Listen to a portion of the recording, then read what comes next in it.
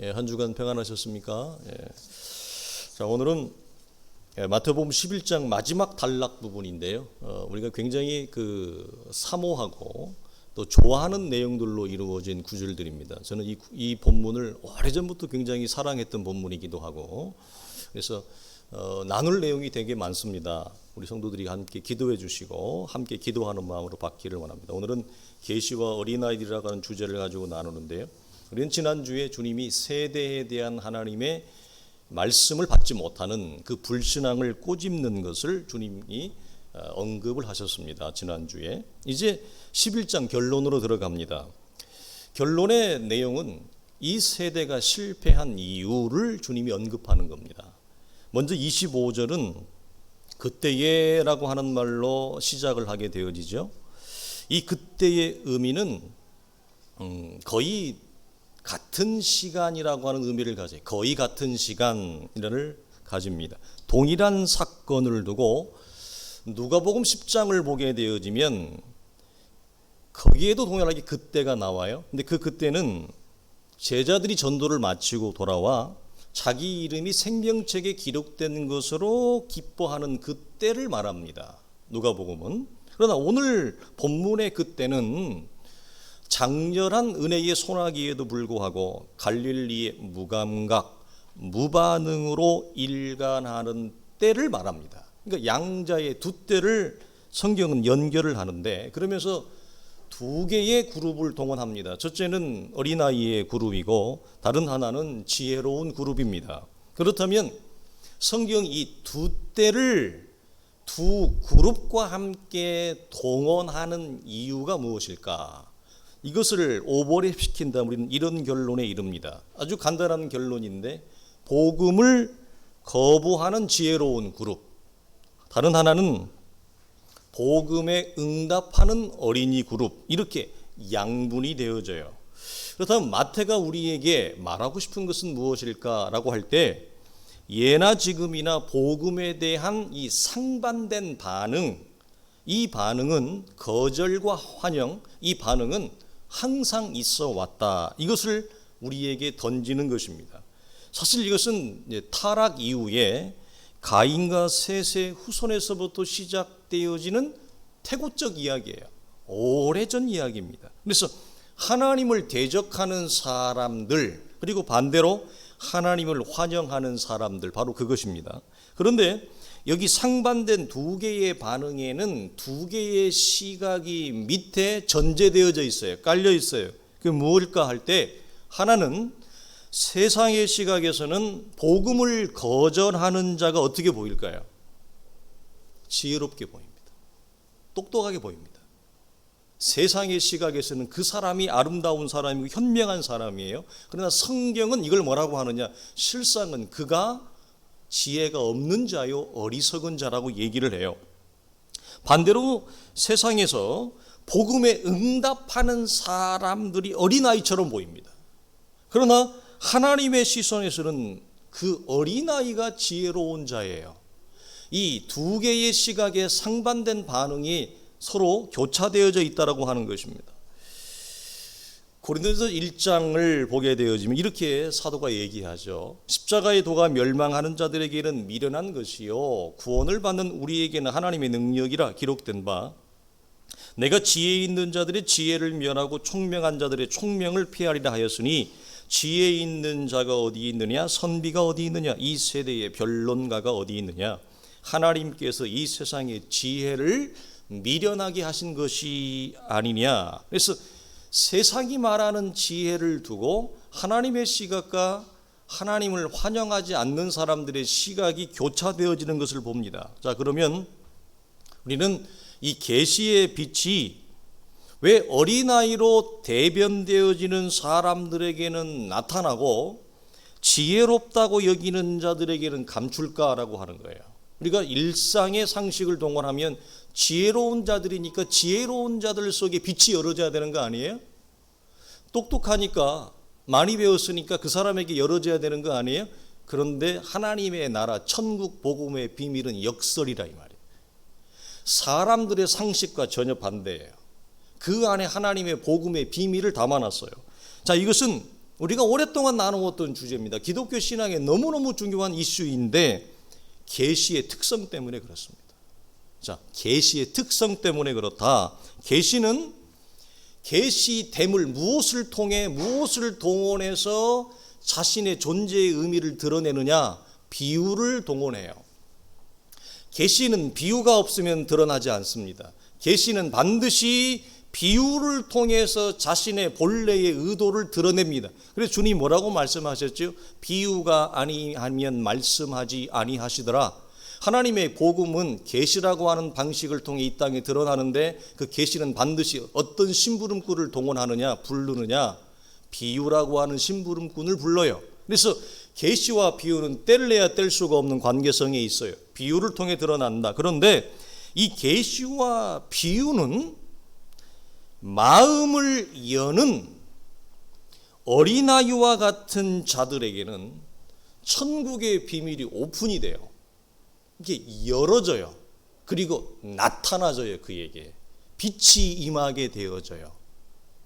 계시와 비유가 갖는 생리가, 이런 특성이 그 안에서 발휘가 되어지는 것입니다.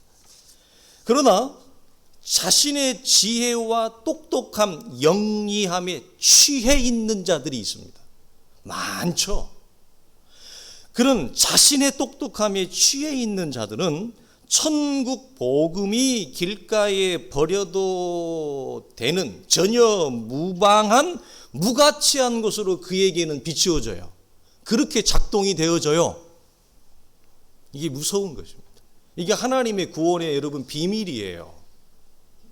누구에게? 하나님의 말씀에 내가 마음을 오픈하기로, 마음을 열기로 내가 선택을 하는 자에게는 복음의 비밀이 열리는데, 자신의 어떤 이유가 있는데 그 이유가 뭐냐면, 다양하지만 본문에서 말하는 것은 인간의 지혜와 지성, 이성을 근거로 하여 자신의 똑똑함을 무기로 천국 복음에 대해서 환영하지 않고, 나는 저건 필요 없어, 무가치한 거야 나한테는, 그렇게 선택하기로 마음의 빗장을 딱 먹은 자에게는 하나님의 계시가 전혀 임하지 않아요.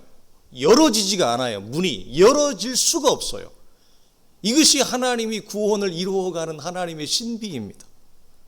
자, 이걸 우리가 다른 말로 하면 하나님의 구원의 방식이라는 말을 써요. 그래서 오늘 26절에 뭐라고 주님이 말씀하냐면, 옳습니다, 옳소이다, 이것이 아버지의 뜻이라고 주님이 정확하게 밝히고 있어요. 자, 이 아버지의 뜻을 같은 의미로 고린도전서 1장 21절을 보면 사도가 이런 말을 합니다. 전도에 미련한 것으로 믿는 자들을 구원하기를 기뻐하셨다라는 말을 해요. 자, 여기에도 자칭 지혜로운 자들의 안목에는 하나님의 구원이, 복음이 매우 미련하게 보입니다. 여러분, 이 양자의 시비가 여기에 생명과 사망이 감추어져 있어요. 이 아버지의 뜻이라고 하는 단어는 유도키아라고 하는 단어인데, 이 아버지의 뜻과 아버지의 기뻐하심의 뿌리가 같아요. 같은 의미예요. 그러니까 즉 이런 거죠. 무슨 말이냐? 하나님은 지혜로운 자들이 볼 때, 여긴 자칭이에요. 스스로 지혜로운 자라 여기는 자들이 볼 때는 어린아이처럼 미련하게 보이는 방식으로 구원을 이루어가는 하나님의 일하심이 어떻게 보이더라? 무가치하게, 너무너무 어리석게 보인다는 거예요, 그들에게는. 그래서 그들의 안목에서 볼 때는 너무너무 무가치하니까 어떻게 해요? 버려버린다, 이 말이에요. 이 양자의 희비가 이 안에 있습니다. 자, 우리가 이것을 하나 더 이렇게 설명을 하면 이런 겁니다. 중요한 우리의 신앙적인 개념인데, 이 뜻은 하나님의 뜻, 하나님의 기뻐하심을 다른 말로 하면 이런 거예요. 선택이에요. 선택. 매우 중대한 신앙의 메커니즘을 작용합니다. 하나님의 뜻, 이것은 곧 하나님의 선택이에요.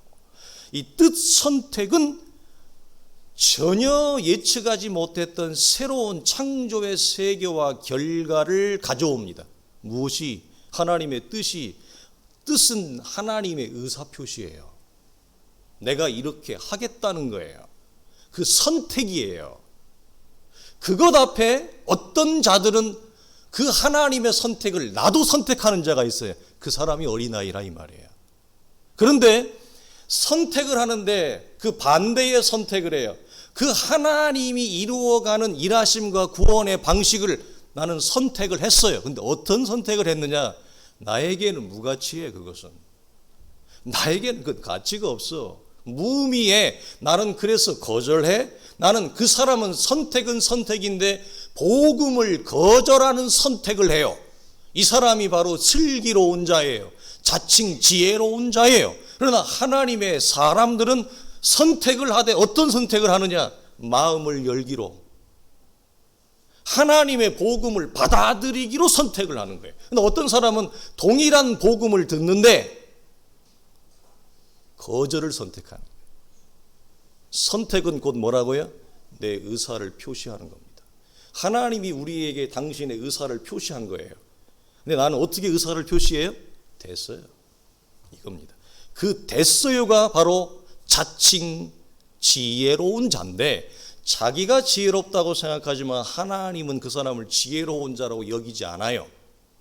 자, 이것을 말하는 겁니다. 그래서 주님은 이런 차원에서 뭐라고 얘기하냐면, 주 예수를 믿으라. 그리하면 너와 내 집이 구원을 받으리라.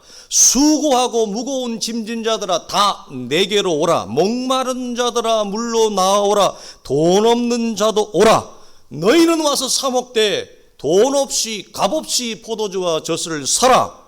그리하면 너희 영혼이 살리라. 이 메시지가 뭐냐면 전부 초청의 메시지예요. 주님이 우리를 초대하는 메시지예요. 이 초청과 초대의 메시지에 어떤 선택을 하느냐? 됐어요, 이겁니다.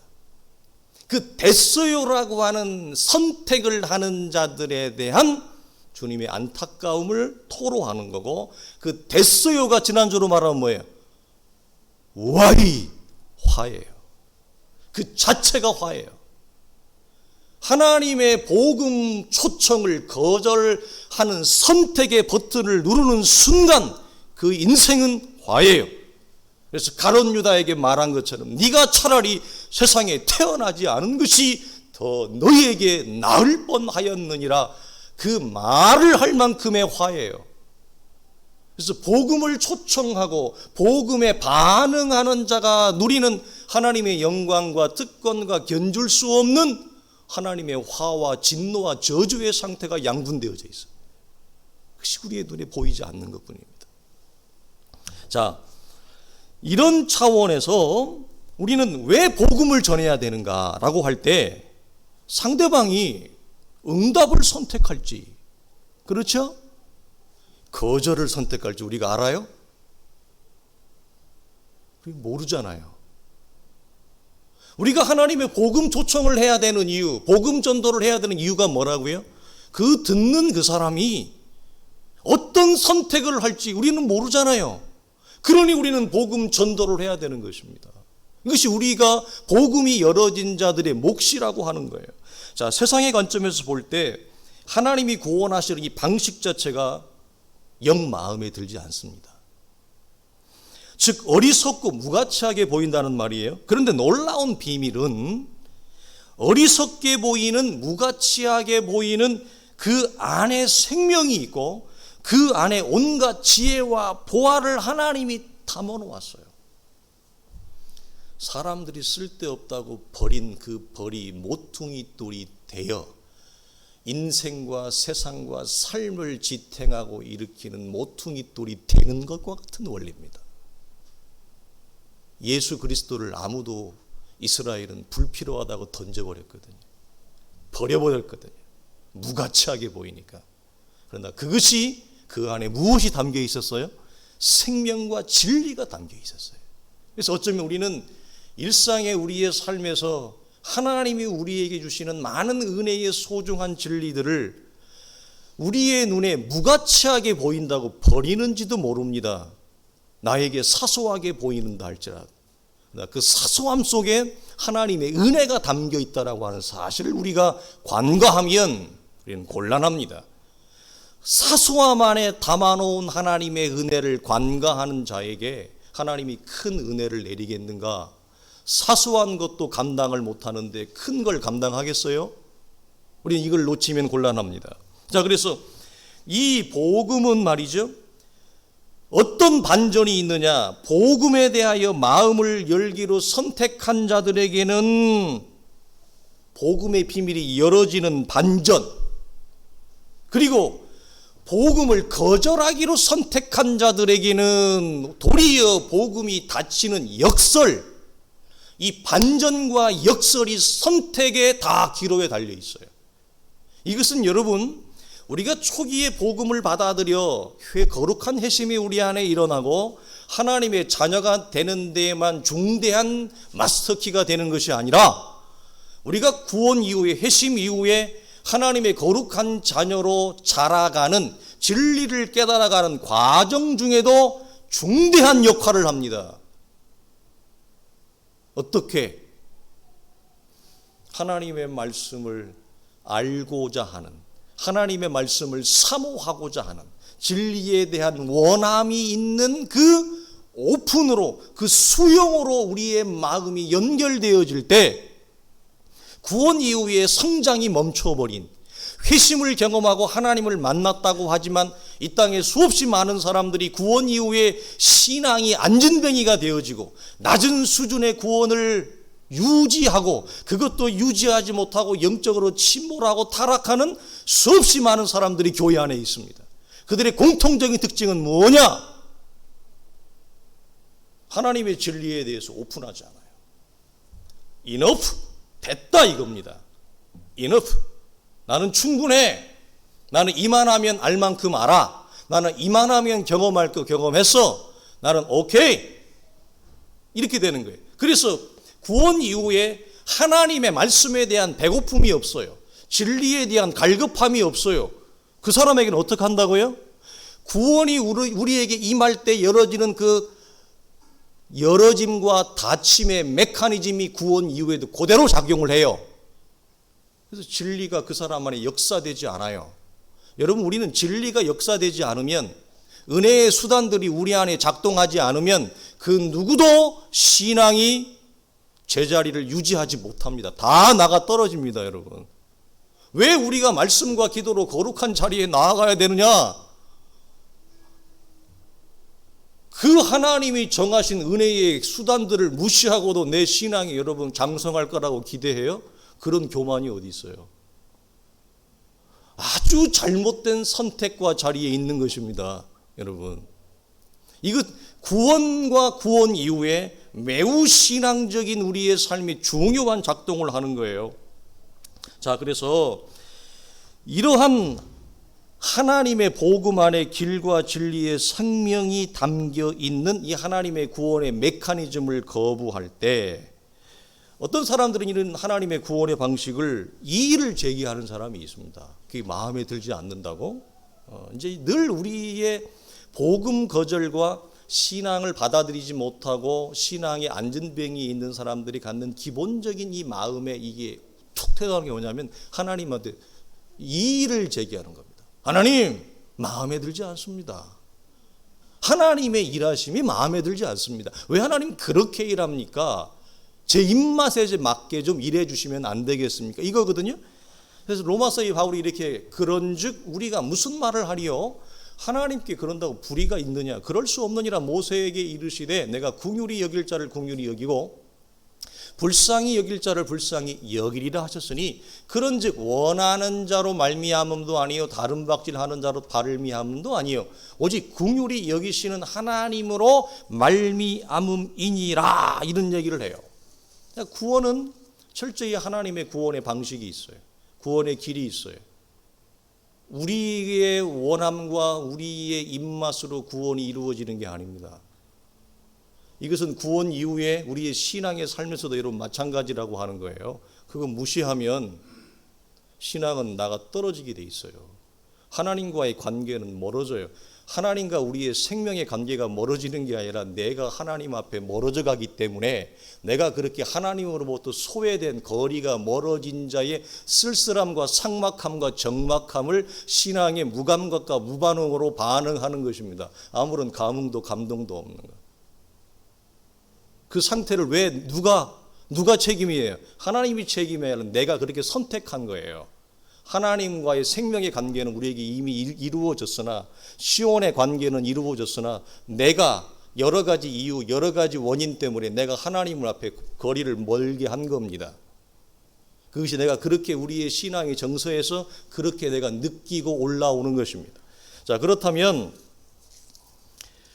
어린아이의 특징과 지혜롭고 똑똑한 자의 특징은 무엇일까라고 할 때, 먼저 어린아이는 하나님의 나라의 백성을 말할 때 항상 성경에서 동원되어지는 표현이에요.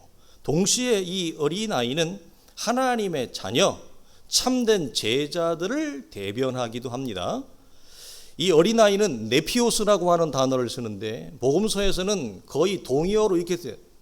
작은 자, 지극히 작은 자, 소자. 이게 어린아이예요. 같은 말이에요. 그래서 이 지극히 작은 자, 소자 하나를 곧 대하는 것이 곧 내게 하는 것이니라. 주님 그렇게 말씀하시죠.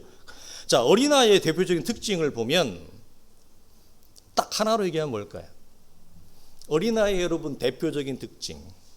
우리는 다 부모고 우리 기저귀를 다 갈면서 키워왔으니까 부모를 의존하는 존재입니다. 어린아이의 대표적인 특징은 부모를 의존해야 삽니다.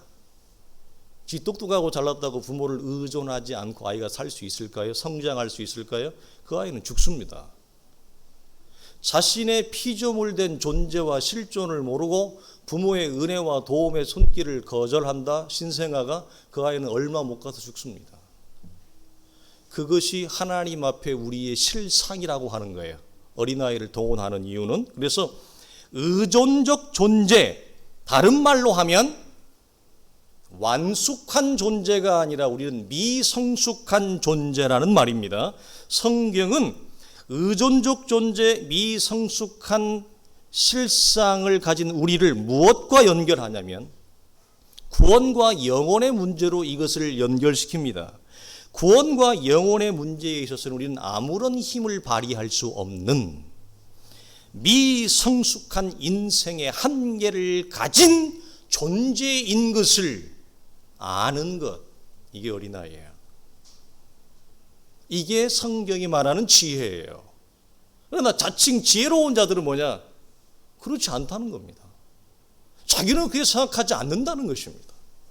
인생의 무력함을 절감하고 갓난아이들처럼 스스로 아무것도 할 수 없음을 고백할 수밖에 없는 자리에 있다. 인간의 똑똑함과 영리함만으로 천국 복음을 넘볼 수 없으며 구원의 비밀도 넘볼 수 없는 존재라는 것을 알기 때문에 자기의 지혜를 의지하지 않습니다. 그리고 자신의 지혜를 의지하지 않기 때문에 무엇을 받아들일 수 있느냐? 복음을 받아들일 수 있어요. 이것이 어린아이가 갖는 대표적인 특징입니다.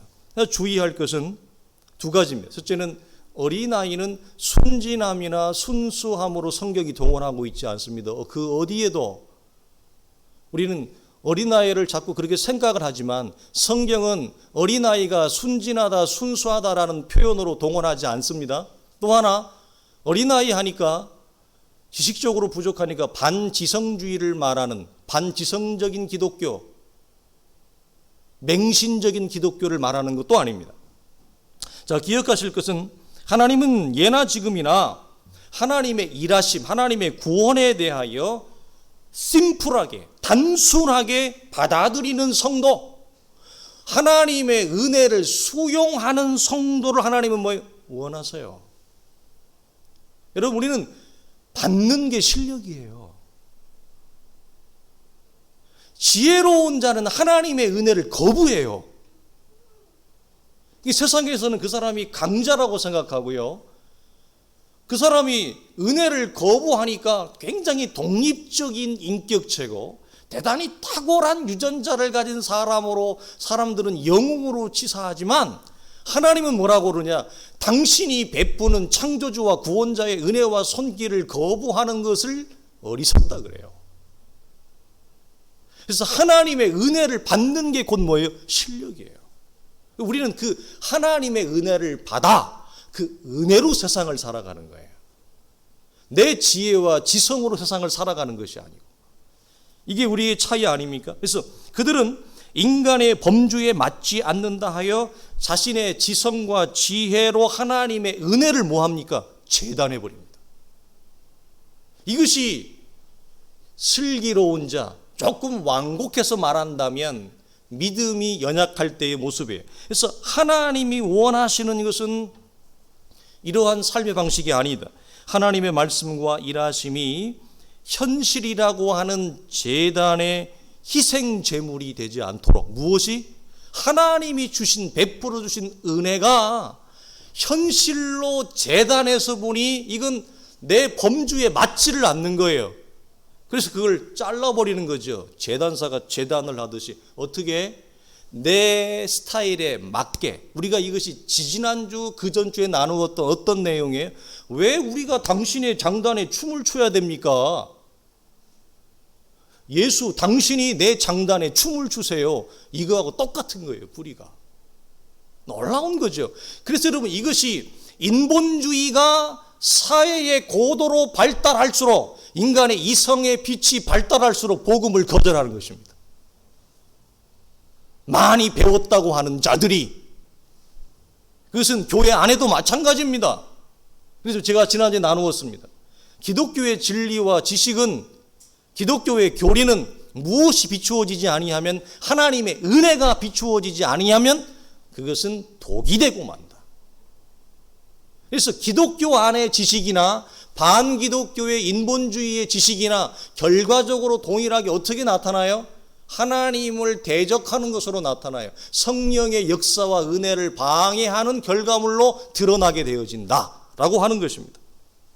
자, 그래서 어린아이와 같은 단순한 수용, 은혜를 수용하는 것, 말씀을 수용하는 것, 진리를 받는 것, 이게 뭐예요? 여러분의 실력이에요. 여러분의 영적인 실력만큼 받아요. 나머지는 다 잘라버립니다. 내가. 여러분이 영적인 내용만큼 말씀을 받습니다. 나머지는 다 잘라버립니다. 그래서 무엇이 실력이다? 하나님의 말씀을 가감없이 말씀하신 대로 받는 것, 받아내는 것, 이 수용이 곧 영적인 실력이에요. 이런 의미로 여러 차례 말씀을 드리는 것입니다. 여러분, 우리는 말씀에 대한 갈급함이 여전히 있습니다. 우리는 구원의 은혜를 받았고 진리에 이르는 은혜를 받았지만, 그렇다고 우리는 여기서 마침표를 찍는 것이 아닙니다. 여전히 배가 고프죠. 여전히 말씀에 대한 갈급함, 하나님의 진리에 대한 사모함이 우리 안에 있지 않습니까? 이 말씀과 진리에 대한 사모함과 갈급함이 어떤 태도로 나오느냐? 이전의 수용보다 더 넓고 큰 수용으로 보이는 거예요. 수용이 넓어져요. 무슨 얘기인지 아세요? 예전에는 이 수용이 뭔지도 모르고 은혜를 받았습니다. 은혜는 곧 받는 것입니다, 여러분. 내가 은혜를 창조하는 게 아닙니다. 인간들의 어리석음은 내가 은혜를 창조하려고 하는데 하나님이 은혜를 주시는 거예요. 이게 천지의 주제이신 아버지요, 이 말이에요. 하늘과 땅의 모든 주권과 권세가 당신의 뜻대로 움직이는 능력을 가지고 있다, 이 말이에요. 그분의 권세와 능력으로 하나님의 은혜가 우리 속에 주어지는 건데 내가 뭘 은혜를 창조하려고 그래요? 있을 수가 없는 것이, 우리는 하나님의 은혜를 받는 존재입니다. 여러분, 우리 이 땅은요, 전부 우리는 받아서 살아가요. 하나님이 빛을 거두어 보십시오. 우리가 얼마나 버틸 것인가. 하나님이 공기를 거두어 보십시오. 얼마나 우리가 살아갈 것인가. 하나님이 바람을 거두어 보십시오. 우리가 얼마나 살 것인가. 하나님이 여러분 하늘을 거두어 보십시오.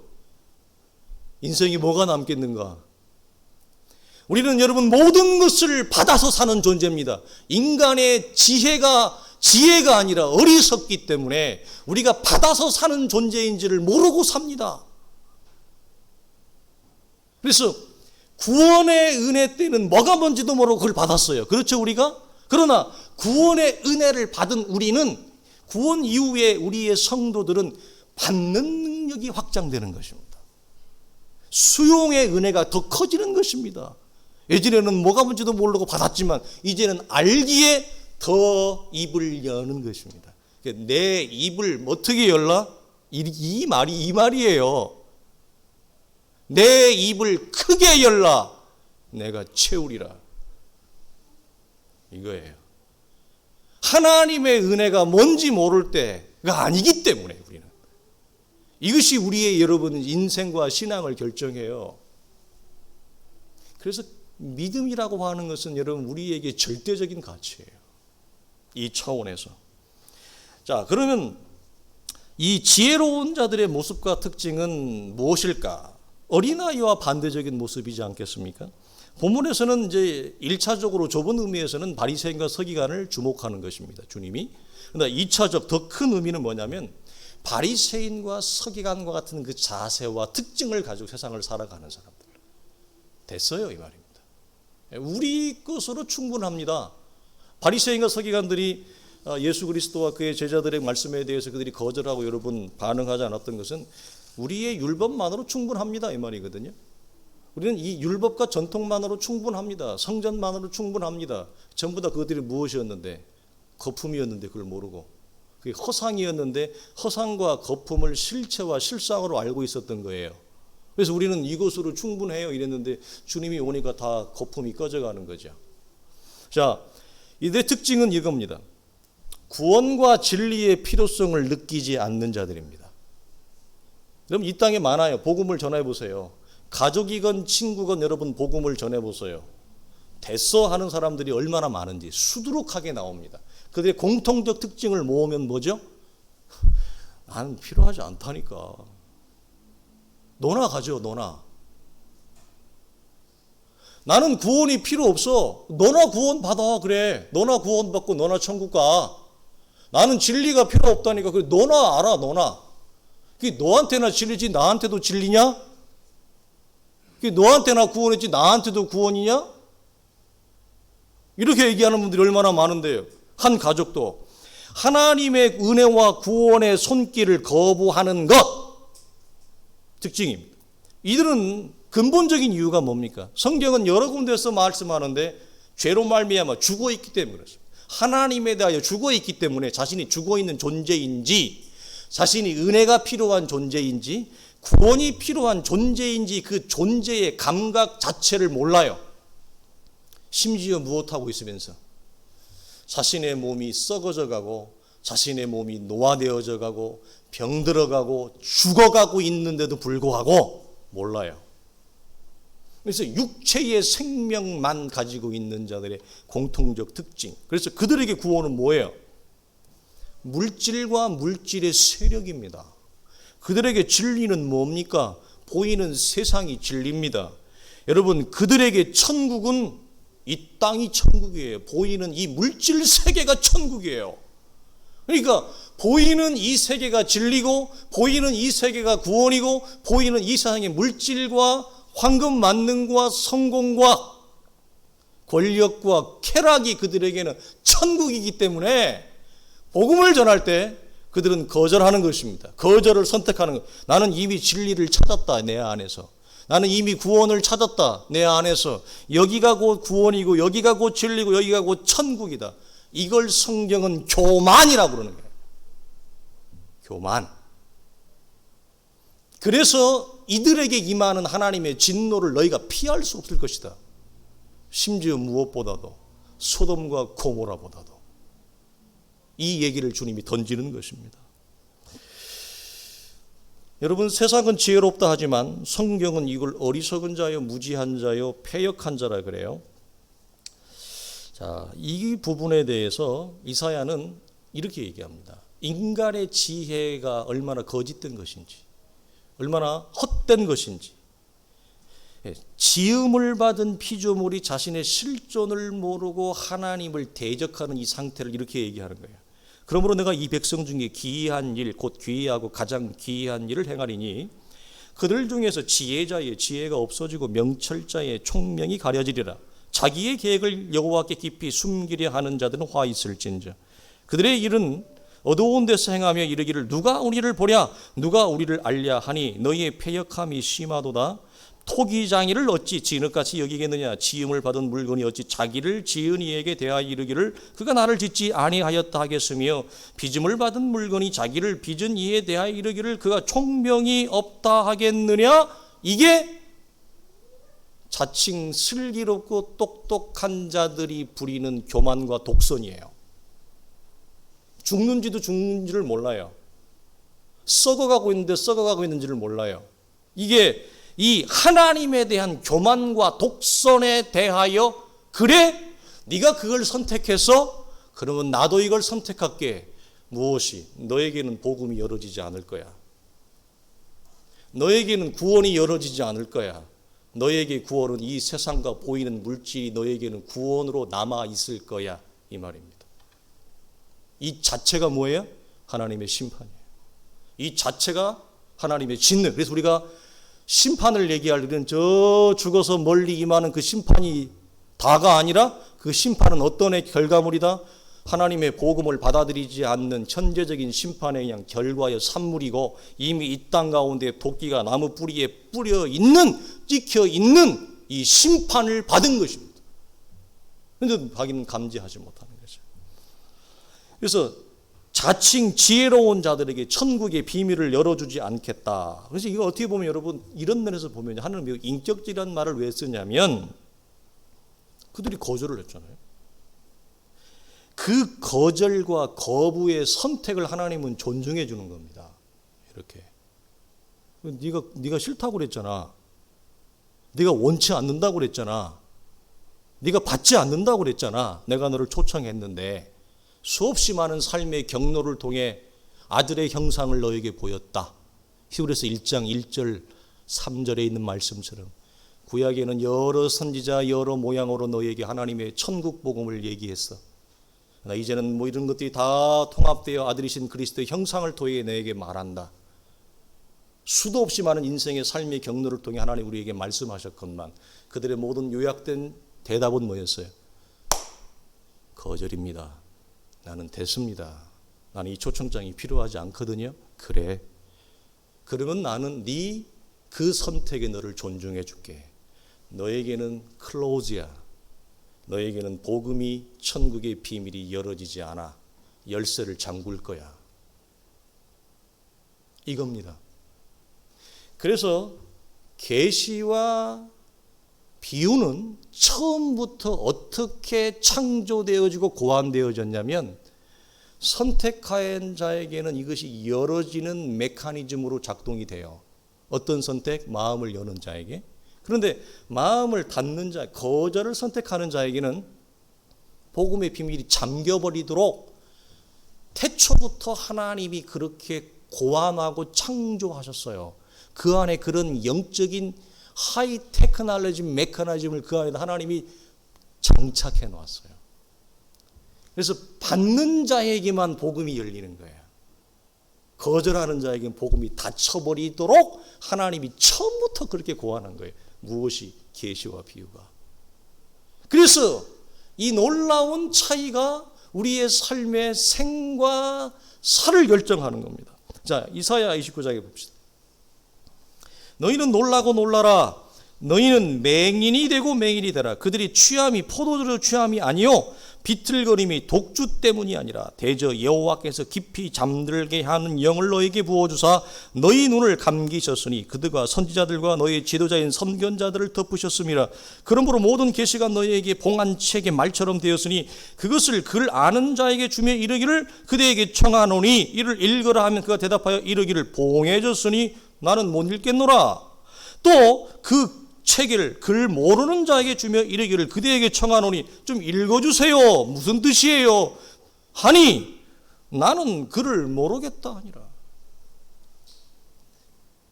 하나님의 복음 초청의 메시지를 거절했던 구약 이스라엘에게 하나님이 주시는 인격적 대우였습니다. 자, 이것을 마태복음 13장에 주님 이렇게 얘기합니다. 제자들이 예수께 나와 이르되 어찌하여 그들에게 비유로 말씀하시나이까? 대답하여 이르시되 천국의 비밀을 아는 것이 여기 너희에게는, 너희가 누구예요? 어린 아이는 허락되었으나 그들에게 지혜로운 자는 아니 되었나니 무릇 있는 자는 받아 넉넉하게 되되 없는 자는 그 있는 것도 빼앗기리라. 이 말씀이 여러분 설교의 줄기를 타고 와서 여러분 속에 여러분 이해가 되어집니까? 여기서 말하는 너희에게, 너희가 누구예요? 어린아이입니다. 여기서 제자들을 말합니다. 그 반대의 그룹을 얘기합니다. 근데 그 마지막 결론이 뭐냐? 하나님의 나라의 복음을 수용하기로 결정한 자들은 계속 열어져요. 이렇게. 근데 그렇지 않은 사람들은 계속 가난해져요. 이 원리까지 담아놨어요. 구원이 일어나는 원리뿐만 아니라 구원 이후에 여러분이 그렇게 얘기하는 성화라고 하는 것도 같이 이렇게 한 줄기처럼 연결되어 있어요. 고구마 줄기처럼. 제가 늘 얘기하면 성경은 나누지 않습니다. 다 하나입니다. 이렇게. 하나로 일어나요. 자, 이것을 정리하면 이런 것입니다. 이것이 하나님이 당신의 구원을 이루어가는 방식이고 당신의 자녀들을 건져내는 하나님의 구원의 스타일이에요. 구원과 계시 이렇게 얘기하죠. 엄청 크게 나오네. 자, 1번 이거예요. 어린아이인데 하나님은 이 원리에 의해서 어떤 결과에 이르냐면 하나님은 은혜 줄 자에게 은혜를 줘요. 여러분 이 말을 평상시에 어떻게 여러분 이해하셨습니까? 나는 패역한 자에게 긍휼을 줄 자에게 긍휼을 주고 버릴 자를 버리니라. 패역한 자를 패역하게 한다. 그 차이가 뭐예요? 왜 하나님은 그렇게 교만하세요? 왜 하나님은 늘 자기 입맛이세요? 아니에요.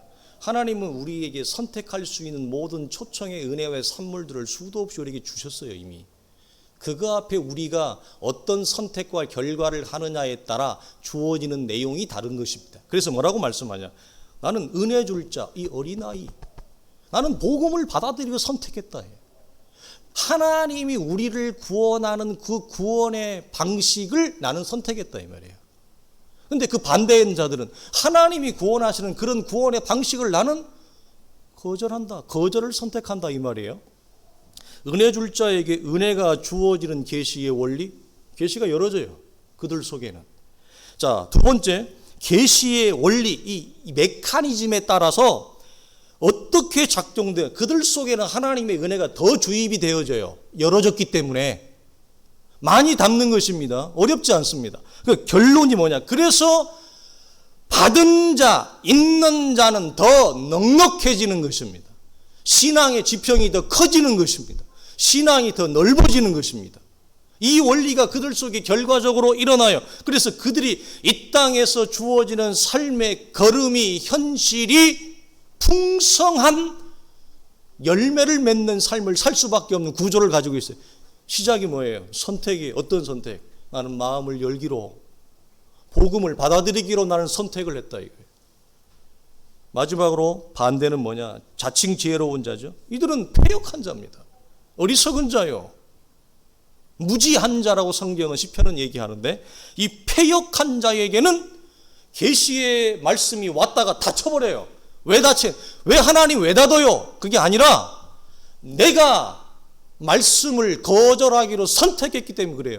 내 마음 빗장을 내가 잠그요. 잠그면 내게 임한 계시는 자동으로 잠겨져 버려요. 오토매틱으로.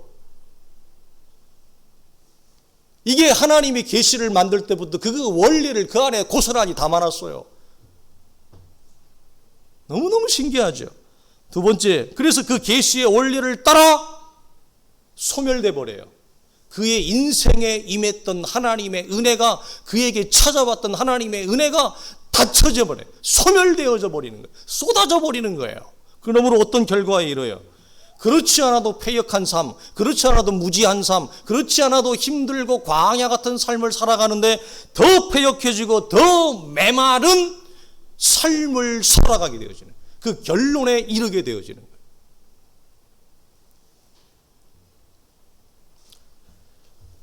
마지막 결론입니다.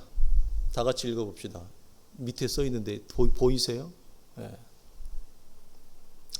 다 같이 읽고 마치겠습니다. 시작. 선택은 길을 만들고 선택은 삶을 이룬다, 창조한다. 여러분이 선택하십시오. 생명과 복 가운데 무엇을 선택할 것인가? 우리 사랑하는 성도들이 생명의 선택을 통해 충성한 넉넉한 삶을 경영할 수 있기를 주의 이름으로 간절히 축원합니다. 기도하겠습니다. 하나님 아버지 감사합니다. 우리를 어린아이로 불러주심을 감사합니다. 인간의 연약함과 인간의 무지함과 인생의 한없이 가난함을 우리로 하여금 알게 하시고 절감하게 하시고 깨닫게 해주시어서 하나님의 은혜가 아니면, 하나님의 구원의 초청이 아니면 우리 스스로 그 무엇도 이루어낼 수 없음을 아는 참된 지혜자로 우리를 불러주시고 세워주시고, 그리하여 더 큰 하나님의 은혜를 사모하며 더 큰 진리의 말씀을 사모하는 자로 이 땅을 걸어갈 수 있도록 사랑하는 주의 공동체와 우리 사랑도들을 붙들어 주심을 감사합니다. 주여, 여기에서 만족하지 않게 하시고 여기에서 배부르지 않게 하시고 하나님의 은혜와 진리의 말씀 앞에 항상 배고프며 진리에 대한 갈급함과 사모함이 우리 안에 차고 넘쳐 더 큰 은혜를 사모하는 자가 되게 하시고 더 큰 진리의 말씀을 기대하는 자들이 되게 도와주시고, 그래서 그 선택이 우리의 삶의 아름다운 하나님의 구원의 창조와 새로운 창조의 역사와 결과를 이루어내는 복된 성도들의 삶이 되게 하시고 주의 공동체가 되게 하여 주시옵소서. 우리 주 예수 그리스도의 이름으로 간절히 기도하오며 축복하옵나이다. 아멘. 이제는 우리 주 예수 그리스도의 은혜와 우리 하나님의 크신 사랑과 성령의 감화 감동하심이 하나님의 천국 복음의 초청과 진리의 말씀의 초청에 아멘으로 화답하여 우리의 마음을 활짝 열어 내 입을 크게 열라 내가 채우리라 하신 하나님의 말씀 앞에 생명과 순종으로 반응하여 우리의 공동체와 우리의 삶과 우리의 가정과 자녀들과 내가 밟는 모든 땅 가운데 생명의 빗줄기와 생명의 강수가 넘쳐나기를 원하는 사랑하는 성도들의 복된 신앙의 선택과 결단 위에 이제로부터 영원토록 항상 함께 있을지어다. 아멘.